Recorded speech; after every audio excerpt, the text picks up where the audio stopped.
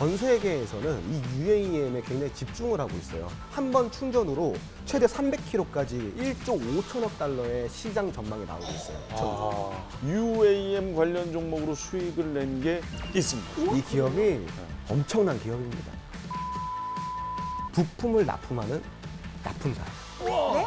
아주 강력한 머니주 기대해도 되겠죠? 오늘 정말 기대하셔도 돼요.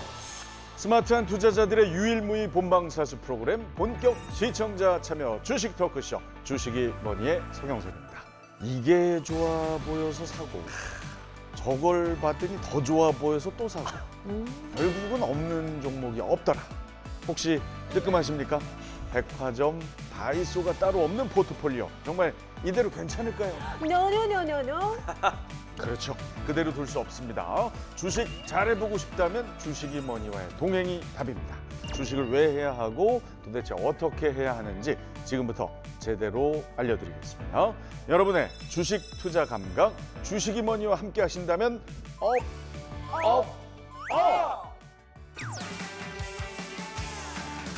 근데 진짜 우리 저 성호 씨가 많이 성장하고 주식을 하려고 어플로 깔았다니까요.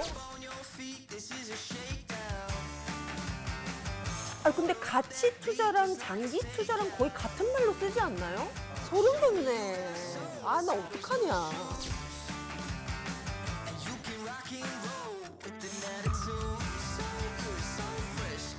현실적인 나의 상황에 맞는 전략적인 접근, 그리고 기술적인 접근이 같이 결합이 돼서 만들어지는 게 바로 실전 투자라는 거예요.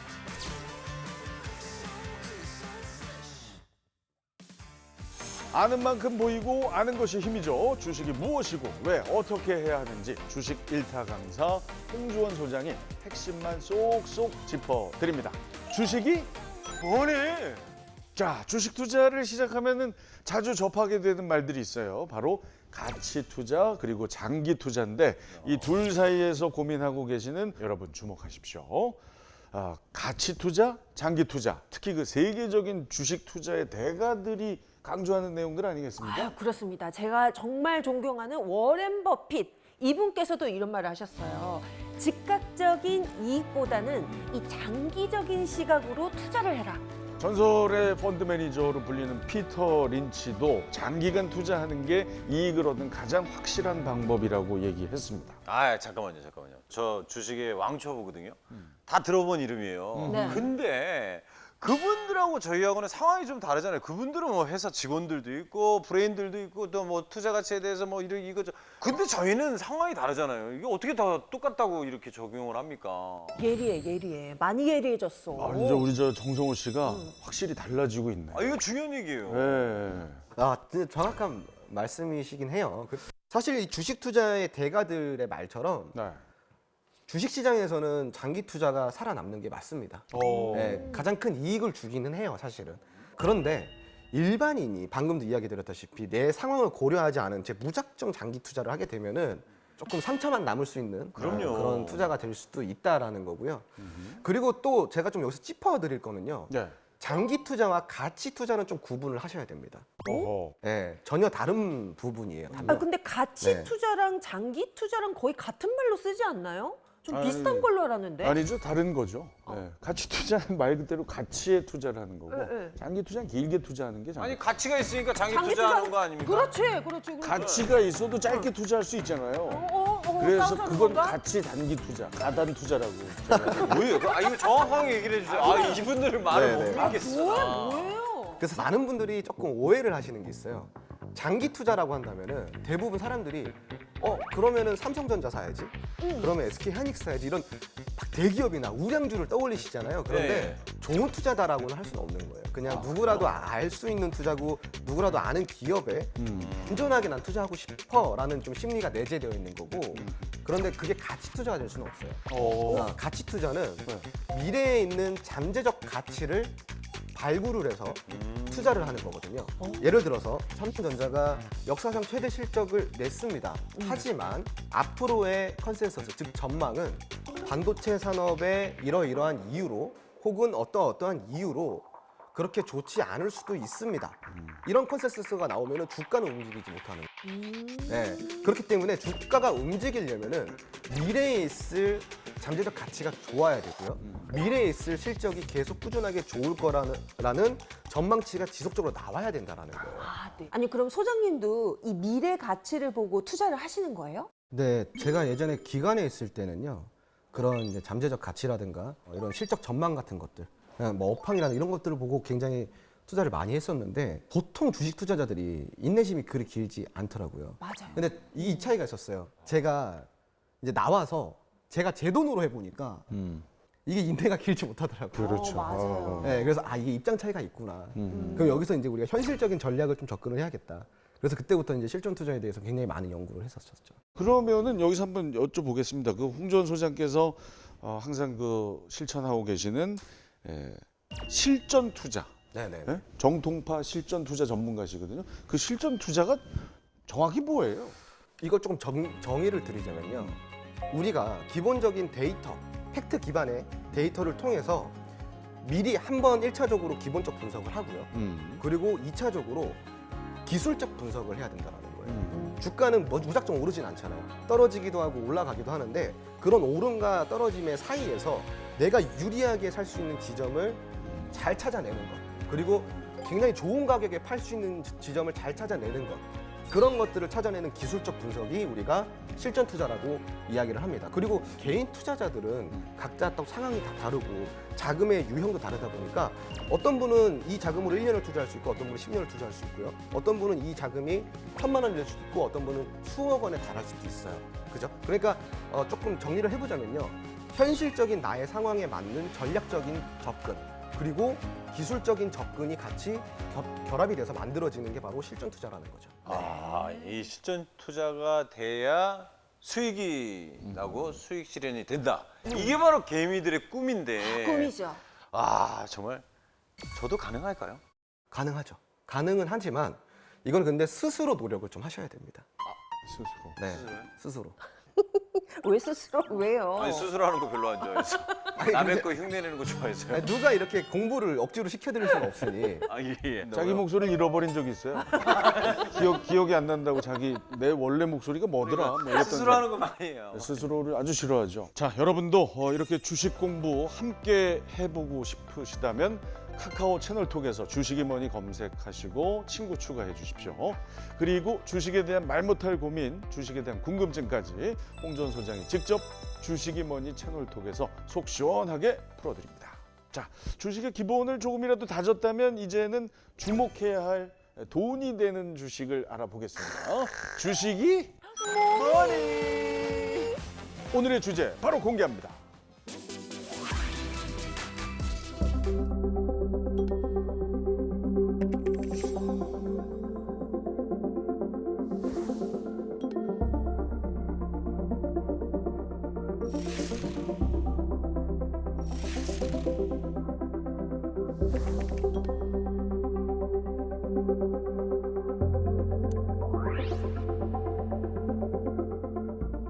전기차 자율주행차로 시작된 모빌리티 혁명이 지상을 넘어서 이제 하늘로 무대를 넓히고 있습니다. 자동차들이 막 고층 빌딩 사이를 자유롭게 날아다니던 영화 제5원소의 한 장면이 이제 현실로 다가온 건데요. 미래 먹거리 산업인 UAM 시장 선점을 위해서 각국의 기업들이 경쟁이 치열합니다. 주식 투자자들이라면 더욱 이런 데서에 집중하지 않을 수가 없겠죠. 어떻습니까? 네, 맞습니다. 플라잉카 그리고 에어택시, 뭐 드론 배송 이런 것들을 통칭 우리가 UAM이라고 부르는데요. 도심 항공 모빌리티라고 좀 아시면 좋을 것 같아요.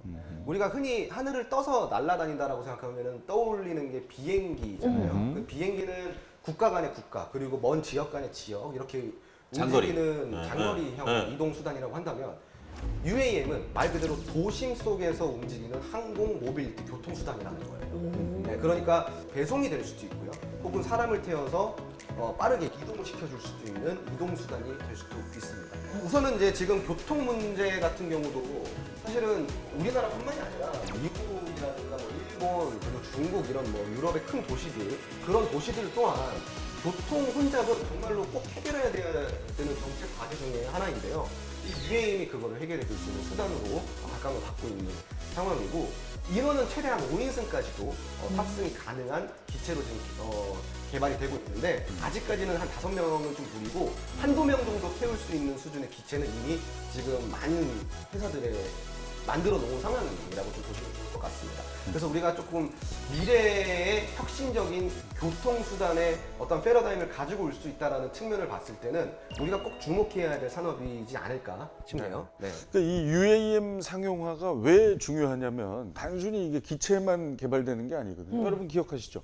자동차나 비행기가 처음 등장했을 때 그 기기만 발전하는 게 아니라 주변이 같이 변화하는 혁명이 일어나는 거예요. 마찬가지입니다. 이 UAM이 만약 상용화된다면 산업구조, 경제구조의 급변이 지금 예상되고 있잖아요. 네. 이게 이런 걸 우리 또 개미들이 주목해야 되는 거 아닙니까? 그 주변. 정확하십니다. 그죠? 네. 왜 그러냐면은 기체만 있다고 해서 모든 게 해결이 되진 않아요. 맞아요. 기체를 뒷받침해 줄 수 있는 기반 시설이 필요하거든요. 우리는 그거를 인프라라고 이야기를 하죠.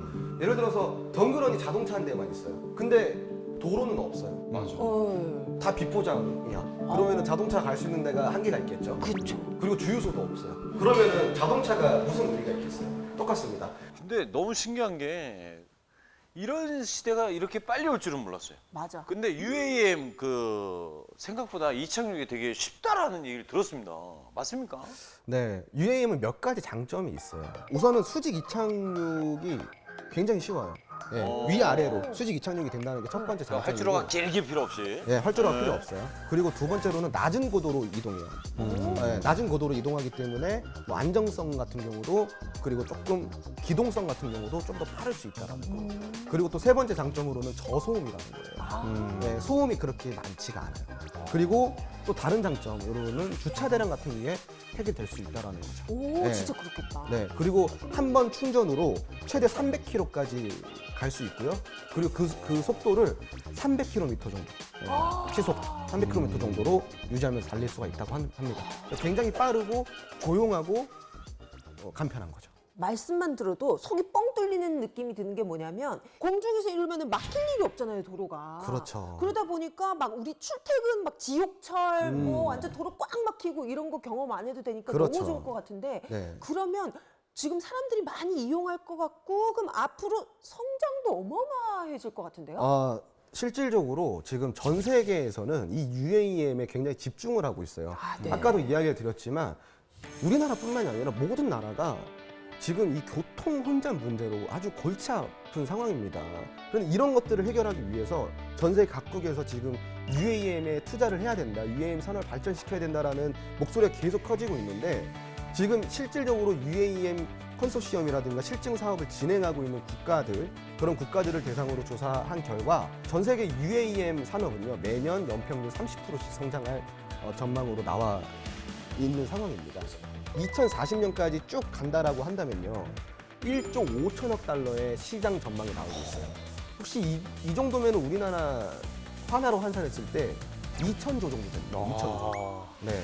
그러니까 어마어마한 시장이라고 여러분들이 생각하시면 미래에는 자, 정말 그 지난주에 말씀하셨던 그 AI 관련주처럼 UAM주 역시 급성장할 가능성이 있는 종목입니다. 자, 그러면 홍주원 소장이 이런 대세를 지나칠 리가 없거든요.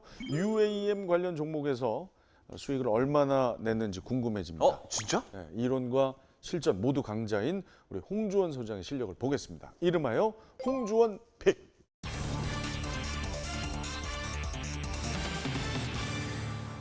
뭐야 저거? 이게 UAM으로 에? 관련된 주예요?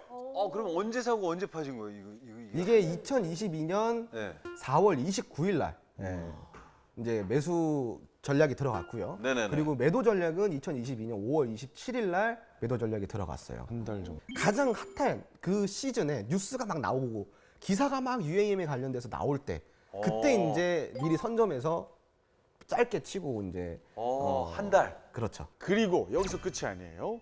홍주원 소장이 올해에도 UAM 관련 종목으로 수익을 낸 게 있습니다. 올해요? 이거요? 와, 저도. 잠깐 이 종목은 여기는 길게 하셨네. 이건 3개월 뭐야, 이게 뭐야? 인데 55%요? 아, 이거 무슨 주고 언제 어떻게 산 아. 거예요? 이거 또 설명해 주세요. 네, 응. 이 종목은 캔커 에어로스페이스라는 종목인데요. 사실은 조금 생소할 수도 있어요. 저 처음 그쵸? 들어봤어요. 그런데 엄청난 기업입니다. 아 진짜. 이 기업이 네. 이 UAM 안에서 정말 대단하고 독보적인 기술을 갖고 있는 기업이에요. 네. 그래서 이제 사실은 이 캔커 에어로스페이스 같은 경우는 조금 뒤늦게 주목을 받은 기업이라고 할 수 있어요. 왜냐면은 아까 우리가 전에 소개시킨 네온테크 같은 경우는 작년 4월에 UAM에 관련된 막 이슈가 올라올 때 바로 즉각적으로 움직였던 종목이라고 한다면 오히려 캔커 에어로스페이스는 그 당시에는 큰 움직임을 안 보이다가 갑자기 뒤늦게 후발주로서 지금 움직인 케이스고요. 근데 이런 케이스들은 사실은 그 잠재적 가치를 갖고 있기 때문에 뒤늦게라도 무조건 주목을 받을 수밖에 없는 거예요. 아까 그 종목 같은 경우는 에어테크 같은 경우는 1개월이지만 이건 좀 다소 3개월 정도 시간이 좀 더 걸린 이유 중에 하나도 네. 이런 종목들은 시간을 갖고 조금 더 봐야 돼요. 네. 그리고 캔커 에어로스페이스 같은 경우는 상승이 나왔던 배경을 우리가 좀 살펴볼 필요가 있어요. 네. 그 이유가 국토부에서 2025년에 UAM에 관련된 상용화를 위해 실증 사업을 진행한다라는 발표가 나왔었어요. 그래서 여기에 이슈를 받으면서 그럼 UAM 기업들이 좋겠네라고 이제 시장에서 집중을 좀 받았던 사례이고 그 중에서 또 캔커 에어로스페이스가 시장에서 좀 관심이 많이 높아졌던 기업이었습니다. 좋습니다. 자 오늘도 아주 홍주원 픽 대단했고요. 자 그러면 머니주 아주 강력한 머니주 기대해도 되겠죠? 오늘 정말 기대하셔도 좋습니다. 자 드디어 오늘의 머니주가 나옵니다. 집중하십시오. 주식이 제일 쉬웠다는 우리 홍주원 소장의 명언을 기억하시죠? 홍주원 소장이 선택한 UAM 관련 유망주 머니주 바로 공개합니다.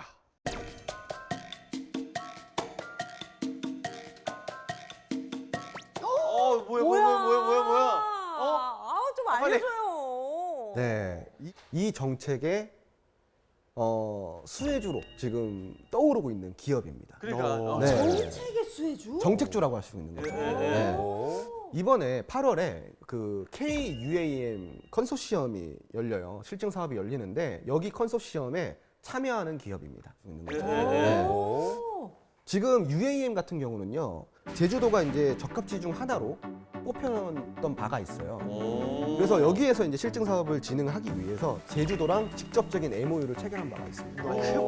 네. 직접적으로 MOU 맺었으면 그냥 확실하네. 아니 그렇죠. 뭐냐고요, 네. 뭐냐고. 그리고 혹시 여러분 그 탑건 매버릭이라는 영화 보신 분 계시나요? 봤죠. 저 어렸을 때 나왔던 영화 1편에서 2편으로 이번에 또 톰 아저씨가 나오죠. 그렇죠. 너무 네. 힘잖아. 땅땅땅땅.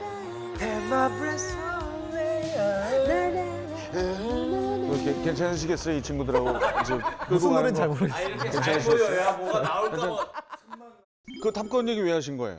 이 탑건을 보면은 네. 우리가 거기 톰 크루즈 아저씨가 나오잖아요. 네네. 톰 아저씨가 운전하는 비행기가 있어요. 조종하는 비행기가 있어요. 그게 F-18이라는 기종인데요.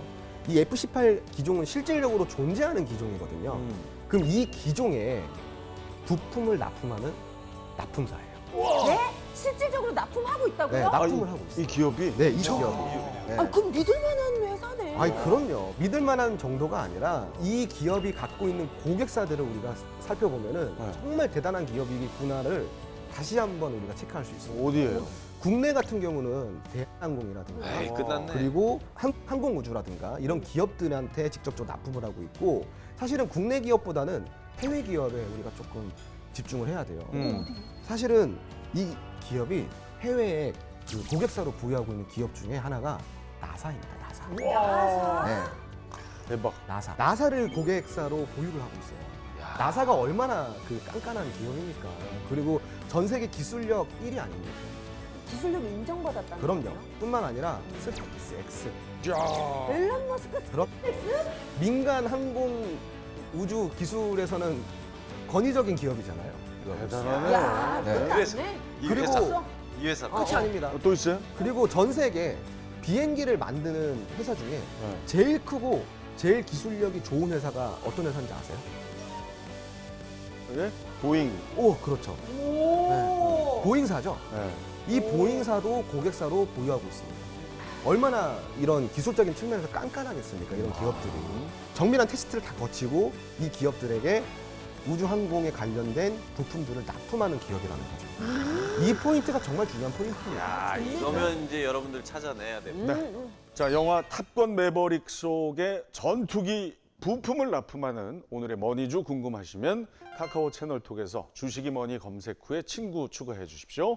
네, 그리고 정말 강력한 힌트가 아직 더 남아 있습니다. 계속 채널 고정해 주시고 모든 투자의 최종 판단은 여러분의 몫인 만큼 지혜롭고 현명한 투자하시기 바랍니다.